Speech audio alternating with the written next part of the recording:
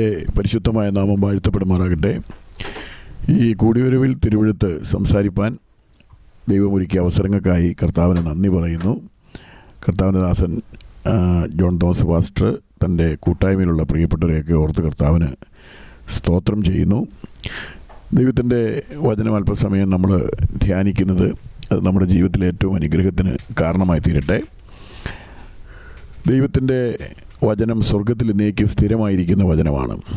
ആകാശം മാറിപ്പോയാലും ഭൂമി മാറിപ്പോയാലും ദൈവത്തിൻ്റെ വചനത്തിന് വള്ളിക്കോ പുള്ളിക്കോ മാറ്റം വരികയില്ല എന്ന് തിരുവെഴുത്തിൽ വായിക്കുന്നു.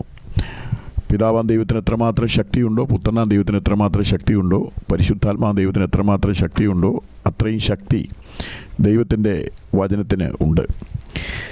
വചനത്തിൽ ഒരു വേദഭാഗം നമ്മൾ ചിന്തിപ്പാൻ തക്കവണ്ണം താല്പര്യപ്പെടുകയാണ്. 1 ദിനവൃത്താന്ത പുസ്തകം അതിൻ്റെ 4-ാം അധ്യായത്തിൻ്റെ 9-10 വാക്യങ്ങൾ ആണ് നമ്മൾ അല്പസമയം ധ്യാനിപ്പാനായിട്ട് ആഗ്രഹിക്കുന്നത്. ദൈവത്തിൻ്റെ വചനം നമ്മൾ പഠിക്കുമ്പോൾ അവിടെ എഴുതിയിരിക്കുന്നത് ഇങ്ങനെയാണ്. യബ്ബേസ് കുറിച്ച് ദൈവത്തിൻ്റെ ആത്മാവോടെ രേഖപ്പെടുത്തുകയാണ്. ഞാനത് വായിക്കാം.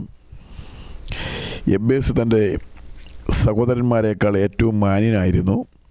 അവൻ്റെ അമ്മ ഞാൻ അവനെ വ്യസനത്തോടെ പ്രസവിച്ചു എന്ന് പറഞ്ഞ് അവന് യബ്ബേസ് എന്ന് പേരിട്ടു. യബ്ബേസ് ഇസ്രായേലിൻ്റെ ദൈവത്തോട്, നീ എന്നെ നിശ്ചയമായി അനുഗ്രഹിച്ച് എൻ്റെ അതിർ വിസ്താരമാക്കുകയും നിൻ്റെ കൈ എന്നോട് കൂടെ ഇരുന്ന് അനർത്ഥം എനിക്ക് വ്യസന കാരണമായി തീരാതെ വണ്ണം എന്നെ കാക്കുകയും ചെയ്താൽ കൊള്ളാമായിരുന്നു എന്നപേക്ഷിച്ചു. അവൻ അപേക്ഷിച്ചതിനെ ദൈവം അവന് നൽകി. യബ്ബേസിനെ കുറിച്ച് വേദപുസ്തകത്തിൽ 2 വാക്യങ്ങളിൽ ദൈവത്തിൻ്റെ ആത്മാവ് രേഖപ്പെടുത്തുകയാണ്. കൂടുതൽ വേദഭാഗങ്ങളിലൊന്നും യബ്ബേസിനെ കുറിച്ച് പറഞ്ഞിട്ടില്ല എങ്കിൽ തന്നെയും ഈ 2 വാക്യങ്ങളിലൂടെ യബ്ബേസിനെ കുറിച്ച് നമുക്ക് ഒരു വ്യക്തമായ ധാരണ ലഭിക്കും.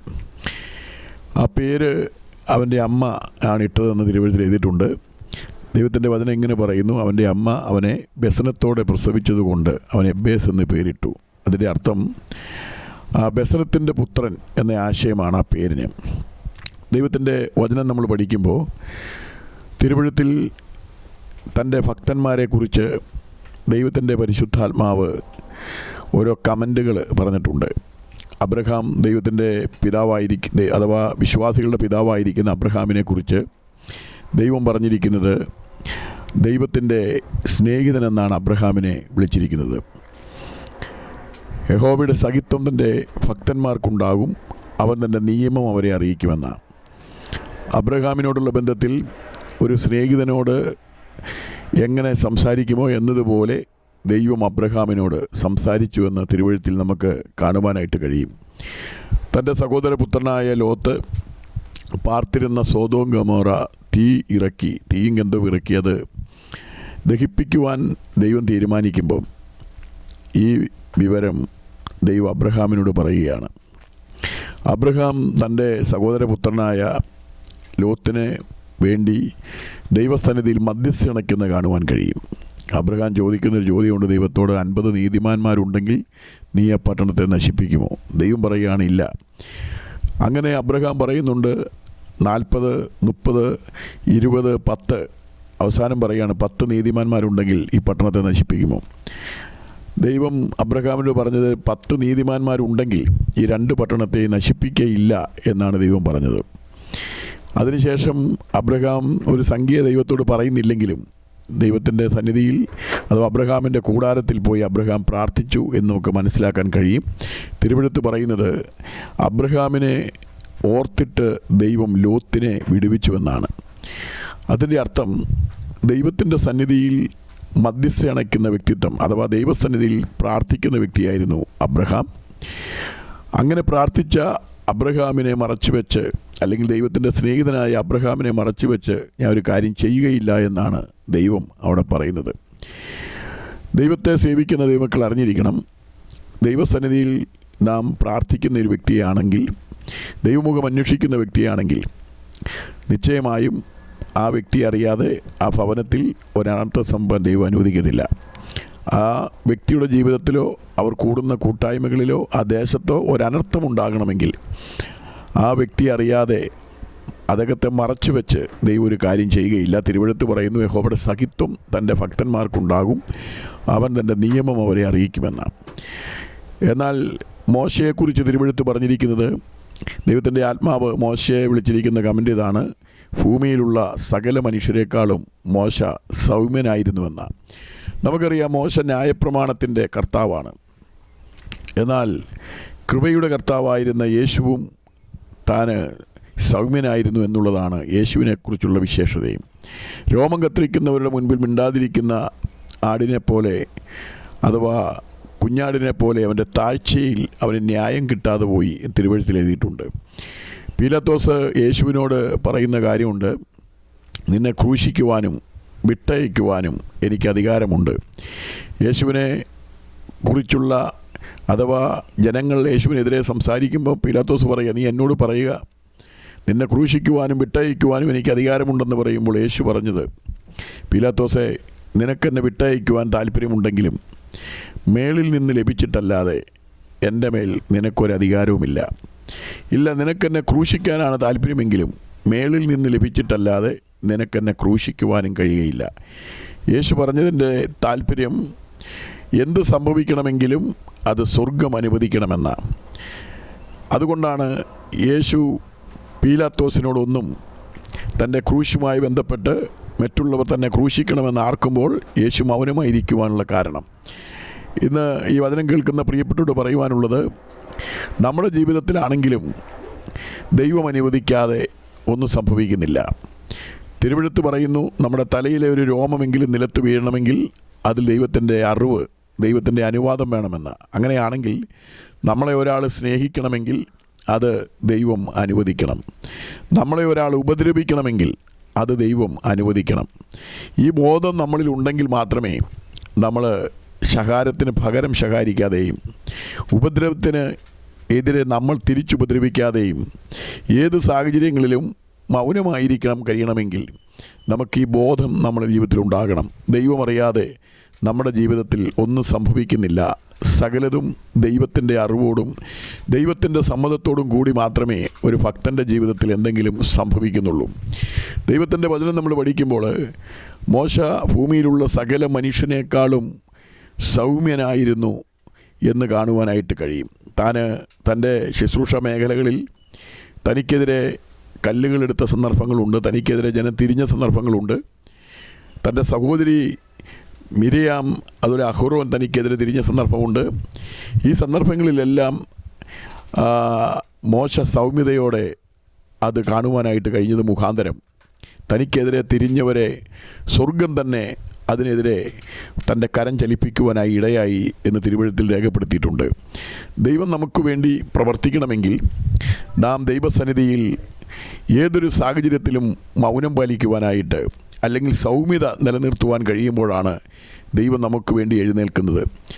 നമുക്ക് വേണ്ടി ദൈവം സംസാരിക്കുവാൻ, ദൈവകോപത്തിന് അല്ലെങ്കിൽ ദൈവം നമുക്ക് വേണ്ടി സംസാരിക്കുവാൻ നമ്മൾ ഇടം കൊടുക്കണം. നമ്മൾ തന്നെ എല്ലാത്തിനും സംസാരിക്കുവാൻ, പ്രതികരിക്കുവാൻ നിന്ന് കഴിഞ്ഞാൽ, അല്ലെങ്കിൽ നമ്മൾ തന്നെ സ്റ്റെപ്പുകൾ വെച്ചാൽ ദൈവത്തിന് പ്രവർത്തിക്കുവാൻ ഇടമില്ല. അതുകൊണ്ടാണ് വേദപുസ്തകം പറയുന്നത്, മിണ്ടാതെ ഇരുന്ന് ഞാൻ ദൈവമെന്നറിഞ്ഞുകൊള്ളുക. മിണ്ടാതെ ഇരുന്ന് നമ്മുടെ കാര്യം സൃഷ്ടാവിങ്കൽ ഫലമേൽപ്പിക്കുമ്പോഴാണ് ദൈവം നമുക്ക് വേണ്ടി തൻ്റെ വീര്യമുള്ള ഭുജം ചലിപ്പിക്കുന്നത്. വേദപുസ്തകത്തിൽ ദാവീദിനെക്കുറിച്ച് പറഞ്ഞിരിക്കുന്നത് ദൈവത്തിൻ്റെ സ്നേഹിതനെന്നാണ്, അഥവാ ഹൃദയപ്രകാരമുള്ള മനുഷ്യനെന്നാണ് അഥവാ ദാവീദിനെക്കുറിച്ച് പറഞ്ഞിരിക്കുന്നത്. ദൈവത്തിൻ്റെ ഹൃദയപ്രകാരമുള്ള മനുഷ്യൻ. വേദപുസ്തകത്തിലെ ഇസ്രയേലിൻ്റെ രണ്ടാമത്തെ രാജാവാണ് ദാവീദ്. ഒന്നാമത്തെ രാജാവ് ശൗലായിരുന്നു. വേദപുസ്തകം നമ്മൾ പഠിക്കുമ്പോൾ നമുക്കറിയാം, മാനുഷിക രീതിയിൽ നോക്കിയാൽ ദാവീദ് ചെയ്ത പാപങ്ങൾ ശൗൽ ചെയ്തിട്ടില്ല. രണ്ട് കാര്യങ്ങൾ ദാവീദ് ചെയ്തു: കുലപാതകം ചെയ്തു, അതുപോലെ വ്യഭിചാരം ചെയ്തു. എന്നാൽ ശൗൽ ഇത് രണ്ടും ചെയ്തിട്ടില്ല. മാനുഷിക രീതിയിൽ നോക്കിയാൽ ദാവീദിനേക്കാൾ മെച്ചമായി ജീവിച്ച വ്യക്തിത്വമാണ് ശൗലെന്ന് നമുക്ക് ഒറ്റവാക്കിൽ പറയുവാൻ കഴിയും. എന്നാൽ ദൈവം അങ്ങനെയല്ല. ദൈവം മനുഷ്യൻ്റെ പുറമേയല്ല നോക്കുന്നത്, ഹൃദയങ്ങളെയാണ്. കാരണം ദൈവം ശൗലിനെ തൻ്റെ തെറ്റുകളെ ബോധ്യപ്പെടുത്തുമ്പോൾ അതിൻ്റെ മുമ്പിൽ അനുദപിക്കുവാനോ അല്ലെങ്കിൽ അതിൽ നിന്ന് മടങ്ങി വരുവാനോ അതിൽ ക്രമീകരണം പ്രാപിക്കുവാനോ ശൗൽ ശ്രമിക്കുന്നതിനേക്കാൾ ഉപരി താനതിനെ നീതീകരിക്കുന്നതായി നമുക്ക് കാണുവാനായിട്ട് കഴിയും. ശമൂവേൽ മുഖാന്തരം, പ്രവാചകൻ മുഖാന്തരം തൻ്റെ തെറ്റുകളെക്കുറിച്ച് ബോധ്യപ്പെടുത്തുമ്പോൾ അത് അനുദപിച്ച് മടങ്ങി വരുന്നതിന് പകരം ശൗൽ അതിനെ നീതീകരിക്കുന്നതായിട്ടാണ് തിരുവെഴുത്തിൽ നമ്മൾ കാണുന്നത്. എന്നാൽ നാഥാൻ പ്രവാചകൻ മുഖാന്തരം ദാവീദിൻ്റെ തെറ്റുകളെ ദാവീദിനെ ബോധ്യപ്പെടുത്തുമ്പോൾ ആ മനുഷ്യൻ നീയാണ് എന്ന് പറയുമ്പോൾ ദാവീദ് അതിനെതിരെ പ്രതികരിക്കാതെ അതിൻ്റെ മുൻപിൽ നെടുമ്പാട് വീഴുന്നതായി നമുക്ക് കാണുവാനായിട്ട് കഴിയും. തിരുവെഴുത്ത് പറയുന്നത് ലംഘനം മറച്ചു വെക്കുന്നവന് ശുഭം വരികയില്ല, ഏറ്റുപറഞ്ഞ് ഉപേക്ഷിക്കുന്നവന് കരുണ ലഭിക്കുമെന്നാണ്. അപ്പോൾ ദാവീദിൻ്റെ പ്രത്യേകത തൻ്റെ തെറ്റുകളെ ഗ്രഹിച്ചപ്പോൾ, തൻ്റെ തെറ്റുകളെ തിരിച്ചറിഞ്ഞപ്പോൾ അതിൻ്റെ മുൻപിൽ അത് ഏറ്റുപറയുവാനും ദൈവസന്നിധിയിൽ അനുദപിക്കുവാനും രക്ഷയുടെ സന്തോഷം എനിക്ക് തിരികെ തരണമെന്ന് പറഞ്ഞ് മനസ്സൊരുക്കമുള്ള ആത്മാവിനാൽ എന്നെ താങ്ങണമെന്ന് പറഞ്ഞ് കർത്താവിൻ്റെ ഐസോപ്പ് കൊണ്ട് തന്നെ കഴുകണമെന്ന് പറഞ്ഞ് ദൈവസന്നിധിയിൽ നെടുമ്പാട് വീഴുന്ന ഒരു ദാവീദിനെ നമുക്ക് കാണുവാനായിട്ട് കഴിയും. ദൈവം നമ്മളെക്കുറിച്ച് ആഗ്രഹിക്കുന്നത് നമ്മുടെ ജീവിതത്തിൽ മനുഷ്യൻ എന്ന നിലയിൽ ഒത്തിരി പരിമിതികളും കുറവുകളും വന്നേക്കാം. എന്നാൽ തെറ്റുകൾ ദൈവത്തിൻ്റെ ആത്മാവ് ചൂണ്ടിക്കാണിക്കുമ്പോൾ, നമ്മുടെ പരിമിതികൾ ദൈവത്തിൻ്റെ ആത്മാവ് ചൂണ്ടിക്കാണിക്കുമ്പോൾ അതിൻ്റെ മുൻപിൽ ദൈവസന്നിധിയിൽ നെടുമ്പാട് വീഴുവാൻ, തകർന്ന ഹൃദയത്തോടെ ദൈവസന്നിധിയിൽ അടുത്ത് ചെല്ലുവാൻ കഴിയുന്നൊരു വ്യക്തിയാണെങ്കിൽ യേശുവിൻ്റെ രക്തം സകല പാപവും പോക്കി നമ്മെ ശുദ്ധീകരിക്കുമെന്ന് തിരുവെഴുത്തിൽ വായിക്കുന്നത് പോലെ, യശയാപ്രവചനത്തിൽ വായിക്കുന്ന നമ്മുടെ പാപങ്ങൾ രക്താംബരം പോലെ കടിഞ്ചുവപ്പായിരുന്നാലും അത് ഹിമം പോലെ വെളിയിപ്പിക്കുമെന്ന് തിരുവെഴുത്തിൽ വായിക്കുന്നത് പോലെ നമ്മുടെ ജീവിതത്തിൽ നമ്മുടെ തെറ്റുകളെ കർത്താവിൻ്റെ രക്തത്താൽ കഴുകൽ പ്രാപിച്ച് അടുത്ത് ചെല്ലുവാനായിട്ട് കഴിയും. അപ്പോൾ ദാവീദിനെക്കുറിച്ച് ദൈവത്തിൻ്റെ ഹൃദയപ്രകാരമുള്ള മനുഷ്യനെന്ന് പറയുവാൻ കാരണം തെറ്റുകളുടെ മുൻപിൽ ദൈവാത്മാവ് തന്നെ ബോധ്യപ്പെടുത്തുമ്പോൾ അനുദപിച്ച് ദൈവത്തിലേക്ക് മടങ്ങി വരുവാൻ കഴിഞ്ഞ വ്യക്തിത്വമാണ് ദാവീദെന്ന് പറയുന്നത്.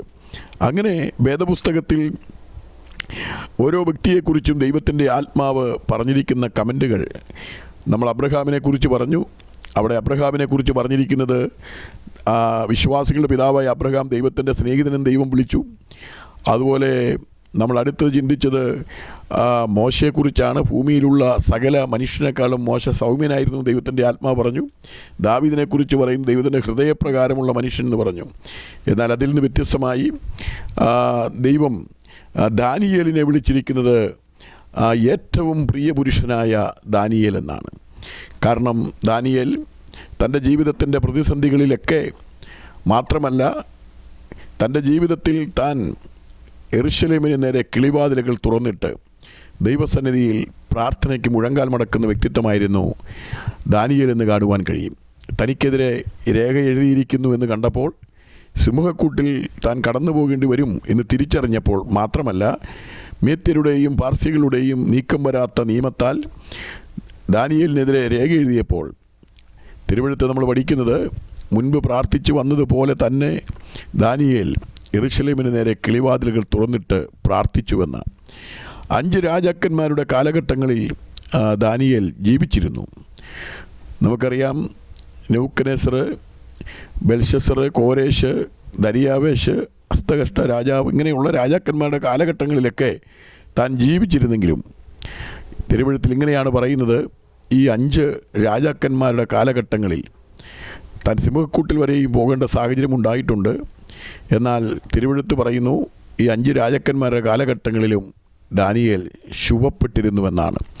ദൈവസന്നിധിയിൽ പ്രാർത്ഥിക്കുന്ന ഒരു ഭക്തൻ ജീവിതത്തിൻ്റെ ഏത് സാഹചര്യങ്ങളിലൂടെ കടന്നു പോയാലും, ഇനിയിപ്പോൾ സിംഹക്കൂടിൻ്റെ അനുഭവങ്ങളിലൂടെ കടന്നു പോയാലും അവൻ നിശ്ചയമായും ശുഭപ്പെട്ടിരിക്കും.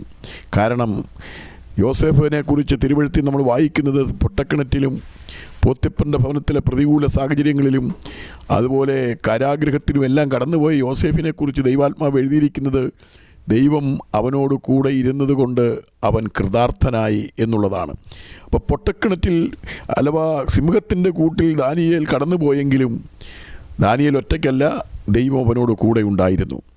ഇവിടെ നമ്മൾ എബേസിനെക്കുറിച്ച് പഠിക്കുമ്പോൾ എബേസിനെക്കുറിച്ച് ദൈവത്തിൻ്റെ ആത്മാവ് പറയുന്നത്, എബേസ് അവൻ്റെ സകല സഹോദരന്മാരെക്കാളും ഏറ്റവും മാന്യനായിരുന്നുവെന്നാണ്.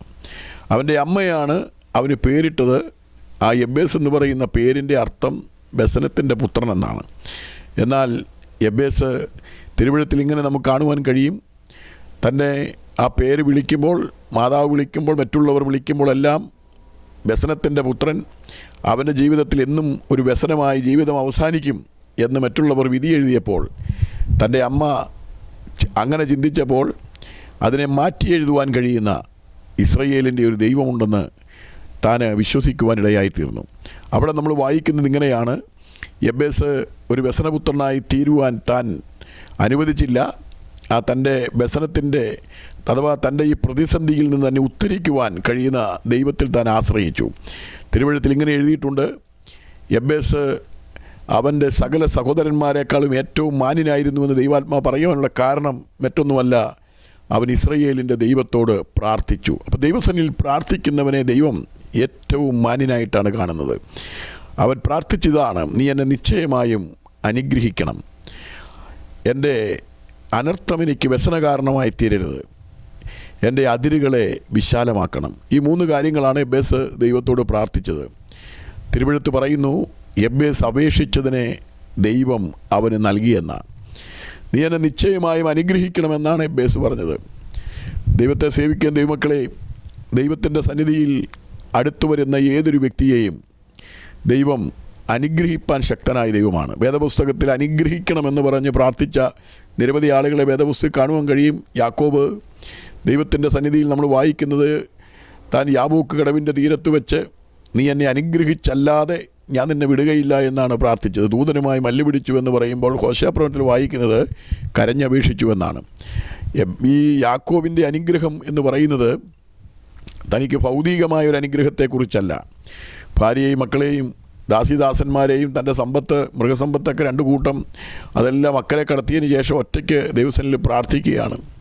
താൻ പ്രാർത്ഥിച്ചത് മറ്റൊന്നുമല്ല, അപ്പൻ്റെ കാലം കഴിയുമ്പോൾ യാക്കോബിനെ കൊല്ലുമെന്ന് തൻ്റെ സഹോദരൻ ഏശാവ് പറഞ്ഞിരിക്കുക. അപ്പോൾ അപ്പൻ്റെ ഭവനത്തിലേക്ക് യാബോക്ക് കടവ് കടന്ന് പോകുമ്പോൾ അവിടെ ചെല്ലുമ്പോൾ ഏശാവ് തന്നെ കൊല്ലുമെന്നുള്ള ഭയം ദൈവത്തോട് പ്രാർത്ഥിക്കുകയാണ്: നീ എന്നെ നിശ്ചയമായി അനുഗ്രഹിക്കണം. ആ പ്രാർത്ഥന ദൈവം കേട്ട് അവനെ കൊല്ലുമെന്ന് പറഞ്ഞ ഏശാവ് യാക്കോബിനെ ചുംബിച്ചു മടങ്ങിയെന്ന് വേദപുസ്തകത്തിൽ നമുക്ക് കാണുവാനായിട്ട് കഴിയും. ജീവിതത്തിൽ അനുഗ്രഹമെന്ന് പറയുന്നത് അതേതു മേഖലയിലുമാകാം. ദൈവത്തിന് പ്രവർത്തിക്കാൻ കഴിയുന്ന ആത്മിക തലങ്ങളാകാം, മാനസിക തലങ്ങളാകാം, ഭൗതിക തലങ്ങളാകാം, ശാരീരിക തലങ്ങളാകാം. ഇതൊക്കെ വേദപുസ്തകത്തിൽ അനുഗ്രഹമായി നമുക്ക് കാണുവാനായിട്ട് കഴിയും. ഇവിടെ യബ്ബേസ് പ്രാർത്ഥിച്ച് നിശ്ചയമായും നീ എന്നെ അനുഗ്രഹിക്കണമെന്ന് പറയുമ്പോൾ അതിൻ്റെ അർത്ഥം വ്യസനപുത്രനാണല്ലോ. അപ്പോൾ ഒരു വ്യസനപുത്രനായി തീരാതെ ഞാൻ അനുഗ്രഹിക്കപ്പെട്ടവനായി തീരണം. അതിനാണ് യബ്ബേസ് പ്രാർത്ഥിച്ചത്. 2 യബ്ബേസ് പറയുന്നത്, അനർത്ഥം എനിക്ക് വ്യസന കാരണമായി തീരരുത് എന്ന് പറഞ്ഞാൽ തൻ്റെ അമ്മ പറഞ്ഞിരിക്കുന്ന വ്യസനം, ആ വ്യസനത്തിൻ്റെ പുത്രനായി ഞാൻ തീരരുത്, എനിക്ക് അനർത്ഥം എൻ്റെ ജീവിതത്തിൽ നിന്ന് മാറ്റണം, എന്നെ അനർത്ഥം എനിക്ക് വ്യസന കാരണമായി തീരരുത്. അടുത്തത് താൻ പറയുന്നത്, നീ എൻ്റെ അതിരുകളെ വിശാലമാക്കണം. തിരുവെഴുത്ത് പറയുന്നു, ദൈവം തൻ്റെ ജനത്തിൻ്റെ സ്ഥിതി മാറ്റുമ്പോൾ യാക്കോബ് സന്തോഷിക്കും, ഇസ്രായേൽ ആനന്ദിക്കുമെന്ന്. അപ്പോൾ നമ്മുടെ അതിരുകളെ വിശാലമാക്കുവാൻ ദാവീദ് പറയുന്നത് ഇങ്ങനെയാണ്: ഞാൻ ഞെരുക്കത്തിൽ യഹോവയെ വിളിച്ചപേക്ഷിച്ചു, അവനെനിക്ക് ഉത്തരമരുളി, എന്നെ വിശാല സ്ഥലത്താക്കിയെന്ന. ഏത് ഞെരുക്കത്തിൽ നിന്നും, അത് ആത്മീകമോ ശാരീരികമോ മാനസികമോ ഭൗതിക എന്തുമായിക്കൊള്ളട്ടെ, ഏത് ഞെരുക്കത്തിൽ നിന്നും നമ്മളെ വിശാലതയ്ക്ക് വരുത്തുവാൻ നാം സേവിക്കുന്ന ദൈവത്തിന് കഴിയും. നമ്മുടെ ദൈവത്തിന് കഴിയാത്തതായിട്ട് ഒരു കാര്യവുമില്ല. വേദപുസ്തകത്തിൽ യബ്ബേസിനെ എടുത്തു പറയുവാനുള്ള കാരണം, യബ്ബേസ് ഇസ്രയേലിൻ്റെ ദൈവത്തോട് പ്രാർത്ഥിച്ചു എന്നുള്ളതാണ്. തൻ്റെ ജീവിതത്തിൽ പ്രാർത്ഥിച്ച ദൈവത്തിൽ നിന്ന് താൻ തൻ്റെ ആ വ്യസനപുത്രൻ എന്ന പദവിയിൽ നിന്ന് അനുഗ്രഹിക്കപ്പെട്ട പദവിയിലേക്ക് യബ്ബേസ് വരുവാനിടയായി. യബ്ബേസിനെ കുറിച്ച് തിരുവെഴുത്ത് പറയുന്നു, അവൻ്റെ സകല സഹോദരന്മാരെക്കാളും അവൻ ഏറ്റവും മാന്യനായിരുന്നു എന്നുള്ളതാണ്. ഇന്ന് ഈ പകൽ നിങ്ങളോട് ദൈവത്തിൻ്റെ ആത്മാവിന് പറയുവാനുള്ള ദൂതിതാണ്. പച്ചവെള്ളമാണ് യേശു വീഞ്ഞാക്കി മാറ്റിയത്. യേശു ഇല്ലാത്ത ഒരു ജീവിതം എന്ന് പറയുന്നത് അത് കേവലം പച്ചവെള്ളം പോലെയാണ്. മണമില്ല, നിറമില്ല, വീര്യമില്ല. എന്നാൽ യേശുവിൻ്റെ അടുക്കൽ അഥവാ യേശുവിൻ്റെ വചനം അവരനുസരിച്ചപ്പോൾ ആ പച്ചവെള്ളത്തിന് യേശുവിന് മണവും നിറവും വീര്യവും പകരുവാനിടയായി. ദൈവത്തിൻ്റെ വചനം കേൾക്കുന്ന ദൈവമക്കളെ, നമ്മൾ യേശുവില്ലാത്ത ജീവിതം ഒരു പച്ചവെള്ളം പോലെയാണെങ്കിൽ, നീ ദൈവസന്നിധിയിൽ അടുത്ത് എന്ന് ദൈവമുഖം അന്വേഷിപ്പാൻ തയ്യാറായാൽ, അവൻ്റെ വചനമനുസരിക്കാൻ തയ്യാറായാൽ, പച്ചവെള്ളമായിരിക്കുന്ന നിന്നെ മണവും നിറവും വീര്യവും അഥവാ വിലയുള്ള അനേകരുടെ കുരുട്ടുകണ്ണുകളെ തെളിക്കുന്ന, അനേകരുടെ ഹൃദയത്തിന് ആനന്ദം പകരുന്ന, അനേകരെ ആകർഷിക്കാൻ കഴിയുന്ന വീഞ്ഞാക്കി മാറ്റുവാൻ നമ്മുടെ ദൈവത്തിന് കഴിയും. ഇവിടെ തിരുവെഴുത്ത് നമ്മൾ പഠിക്കുമ്പോൾ യബ്ബേസ് തൻ്റെ ജീവിതത്തിലെ ഈ പ്രതിസന്ധിയിൽ ഇസ്രായേലിൻ്റെ ദൈവത്തോട് പ്രാർത്ഥിച്ച് താൻ ഈ പറയുന്ന അനുഗ്രഹങ്ങൾ ദൈവത്തിൽ നിന്ന് വാങ്ങുവാനിടയായി. അത് വേദപുസ്തകത്തിൽ ഇങ്ങനെ എഴുതിയിട്ടുണ്ട്, യബ്ബേസ് അപേക്ഷിച്ചതിനെ ദൈവം അവന് നൽകി. എന്ന് പറഞ്ഞാൽ ദൈവത്തിൻ്റെ സന്നിധിയിൽ പ്രാർത്ഥിക്കുവാൻ, മുഴങ്കാൽ മടക്കുവാൻ തയ്യാറാകുന്നൊരു വ്യക്തിയാണെങ്കിൽ തിരുവെഴുത്ത് പറയുന്നു, ചോദിക്കുന്നതിലും നനയ്ക്കുന്നതിലും അത്യന്തം പരമായി ചെയ്യുവാൻ നമ്മുടെ ദൈവത്തിന് കഴിയും. തിരുവെഴുത്തിൽ ഇങ്ങനൊരു വാക്യമുണ്ട്, എന്നോട് ചോദിച്ചു കൊള്ളുക, ജാതികളെ അവകാശമായും ഭൂമിയുടെ അറ്റങ്ങളെ കൈവശമായും ഞാൻ നിനക്ക് തരാമെന്ന. അതിൻ്റെ അർത്ഥം യാചിക്കാത്തത് കൊണ്ടാണ് നമുക്ക് ലഭിക്കാത്തത്. പ്രാർത്ഥന എന്ന് പറയുന്നത് ദൈവത്തോട് സംസാരിക്കുക എന്നുള്ളതാണ്. പ്രാർത്ഥന എന്ന് പറയുന്നത് ഭൂമിയിൽ നിന്ന് സ്വർഗം വരെയും എത്തുന്ന ഗോവേണിയാണ് പ്രാർത്ഥന. നോ പ്രയർ നോ പവർ എന്നാണ്. നമ്മൾ പ്രാർത്ഥിക്കുന്നില്ലെങ്കിൽ ശക്തിയില്ല. ദൈവത്തിൻ്റെ സന്നിധിയിൽ പ്രാർത്ഥിക്കുവാൻ തയ്യാറാകുന്ന, മുഴങ്കാൽ മടക്കുവാൻ തയ്യാറാകുന്ന ഒരു വ്യക്തിയാണെങ്കിൽ തിരുവെഴുത്ത് പറയുന്നത് നിനക്കെതിരെ ഉണ്ടാക്കുന്ന യാതൊരുവിധ ആയുധങ്ങളും ഫലിക്കയില്ല എന്ന. ദാനിയേൽ തനിക്കെതിരെ രേഖ എഴുതി എന്ന് കണ്ടപ്പോൾ ദൈവസന്നിധിയിൽ മുഴങ്കാൽ മടക്കിയെന്ന് ഞാൻ പ്രാരംഭത്തിൽ പറയുവാനിടയായി. അത് തനിക്കെതിരെ രേഖ എഴുതിയിരിക്കുന്നു എന്ന് കണ്ടപ്പോൾ മാത്രമല്ല, അവിടെ എഴുതിയിരിക്കുന്നൊരു പ്രത്യേക പദമുണ്ട്. ദാനിയേൽ മുൻപ് പ്രാർത്ഥിച്ച് വന്നതുപോലെ തന്നെ അവൻ പ്രാർത്ഥിച്ചുവെന്നാണ്. അതിൻ്റെ അർത്ഥം തനിക്കൊരു പ്രതിസന്ധി ഉണ്ടായപ്പോൾ, ഒരു പ്രതികൂലമുണ്ടായപ്പോൾ പെട്ടെന്ന് എന്ന് ഒരു ഉപവാസ പ്രാർത്ഥന താൻ പ്രസിദ്ധമാക്കിയെന്നല്ല. തനിക്ക് പ്രതിസന്ധി ഇല്ലാതിരുന്നപ്പോഴും താൻ ദൈവസന്നിധിയിൽ പ്രാർത്ഥിക്കുന്ന മനുഷ്യനായിരുന്നു. അപ്പോൾ ദാനിയേൽ തൻ്റെ പ്രതിസന്ധിയിലും പ്രാർത്ഥിച്ചു. ഈ രേഖ എഴുതിയിരിക്കുന്നു എന്ന് കണ്ടപ്പോൾ ആ രാജ്യത്തെ വലിയ പ്രധാനപ്പെട്ട ഒരു ഉദ്യോഗസ്ഥനായിരുന്നു ദാനിയേൽ. ദാനിയേലിന് വേണമെങ്കിൽ ദാനിയേലിന് രാജാവിൻ്റെ അടുക്കൽ കടന്നു ചെല്ലാമായിരുന്നു വിഷയമായിട്ട്. എന്നാൽ ദാനിയേൽ ആരിലും ഈ പ്രതിസന്ധിയിൽ ആശ്രയിച്ചില്ല, എങ്ങും സമ്മർദ്ദം ചൊലുത്തിയില്ല. ദാനിയേൽ ചെയ്ത ഒരേ ഒരു കാര്യം മാത്രമേ ഉള്ളൂ, യെരുശലേമിന് നേരെ കിളിവാതിലുകൾ തുറന്നിട്ട്, അഥവാ ദാനിയേൽ പ്രാർത്ഥിച്ചു എന്ന. ദാനിയേൽ സിംഹക്കൂട്ടിൽ പോയി എന്നുള്ളത് ശരിയാണ്. എന്നാൽ തിരുവെഴുത്തിൽ നമ്മൾ വായിക്കുന്നത് ആ സിംഹങ്ങൾക്ക് ദാനിയേലിനെ ദോഷം വരുത്തുവാനായിട്ട് കഴിഞ്ഞില്ല. അത് ദാനിയേലിൻ്റെ മാംസം സിംഹത്തിന് ഇഷ്ടമല്ലാത്തത് കൊണ്ടല്ല, ദാനിയേലിനെ ഉപദ്രവിക്കുന്നത് അതെങ്കിൽ ദാനിയേലിൻ്റെ രക്തം സിംഹത്തിന് കുടിക്കാൻ താല്പര്യമില്ലാത്തത് കൊണ്ടല്ല. താല്പര്യമുണ്ടെങ്കിലും തിരുവെഴുത്ത് പറയുന്നത് ദാനിയേൽ സിംഹത്തിൻ്റെ കൂട്ടിൽ കടന്നു ചെല്ലുന്നതിന് മുൻപ് തന്നെ ദാനിയേൽ സേവിച്ച ദൈവം സിംഹത്തിൻ്റെ കൂട്ടിൽ ഇറങ്ങിച്ചെന്ന്, അഥവാ തൻ്റെ ദൂതൻ, ദാനിയേൽ സേവിച്ച ദൈവത്തിൻ്റെ ദൂതൻ തലേ ദിവസം ചെന്ന് ആ സിംഹത്തിൻ്റെ വായ അടച്ചു കളഞ്ഞു. സിംഹത്തിൻ്റെ വാ മുദ്രവെച്ചു, കൈകാലുകൾ മുദ്രവെച്ചു.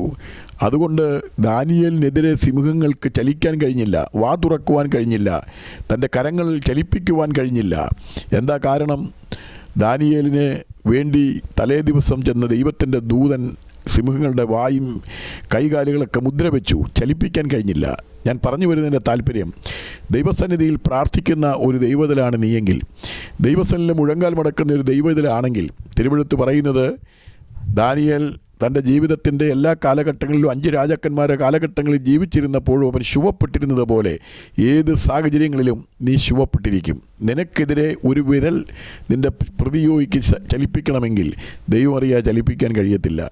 നിനക്കെതിരെ വാ തുറക്കും എന്ന് നീ പ്രതീക്ഷിക്കുന്ന വ്യക്തി ജീവിതങ്ങൾ ദൈവം അറിയാതെ അവരെ വാ നിനക്കെതിരെ ചലിപ്പിക്കുവാനായിട്ട് കഴിയുകയില്ല.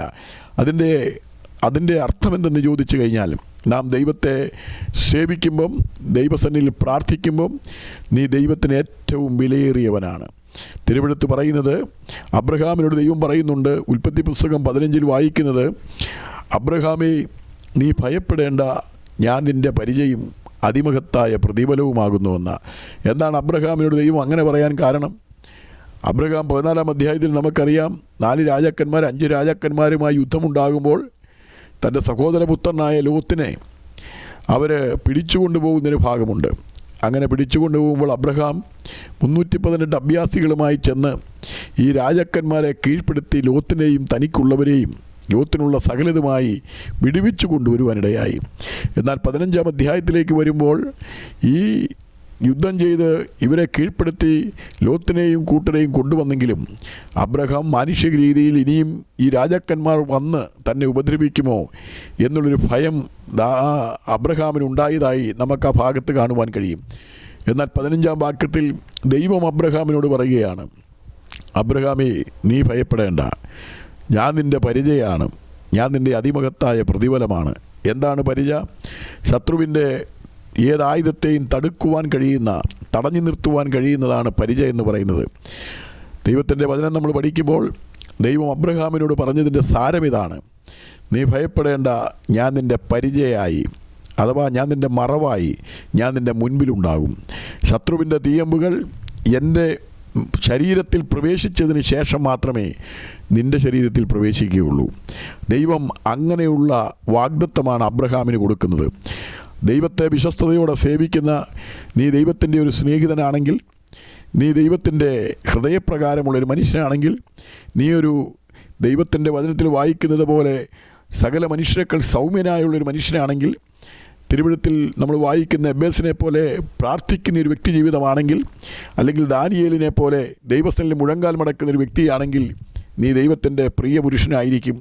നീ സകല സഹോദരന്മാരെക്കാളും ഏറ്റവും മാന്യനായി ദൈവം നിന്നെ കാണും.